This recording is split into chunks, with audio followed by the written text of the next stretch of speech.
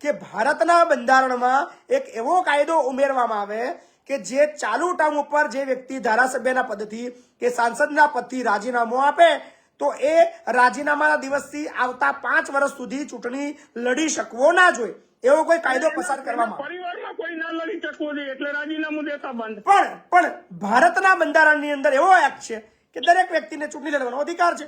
કોઈ બી વ્યક્તિ ગમે ત્યાંથી ગમે ત્યારે ગમે તેટલી વાર ચૂંટણી લડી શકે, એવો કાયદો છે. હવે બાપુ તમે વિચાર કરો, હું જાગૃત નાગરિક છું, સાંભળજો મારું 1 મિનિટ. 55 ને 17 એટલે માની લ્યો ને કે 75 અત્યારે પેટા ચૂંટણી 5 વર્ષમાં પડી. બરાબર છે, બિલકુલ સાચી વાત છે. એ ચૂંટણી પંચે લગભગ 1 વોટનો ખર્ચ 107 રૂપિયા દર્શાવ્યો હતો. સાચી વાત છે, બિલકુલ સાચી વાત છે. 75 ઇન્ટુ ઓછામાં ઓછા 2 લાખ લોકો હોય. જનતાને ખર્ચે આવે છે, જનતા બિચારી શું કરવાની, બરાબર?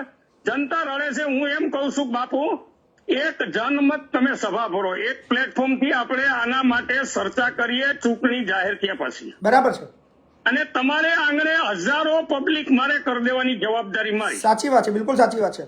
બરાબર, આપણે તો સપોર્ટ જ જોતો. લોકો અત્યારે માની લો 1 કલાક કોઈ માટે ઉભેમ નથી, પણ આપણે ચાલુ હજારો ભેગા આપ ચાલુ રાખજો, આપ ચાલુ રાખજો. તમારો મત શું છે? હવે કેને વોટ આપો? આપ ચાલુ રાખજો. આપણે ભાઈ શ્રી ગોપાલ ઇટાલિયાને લાઈન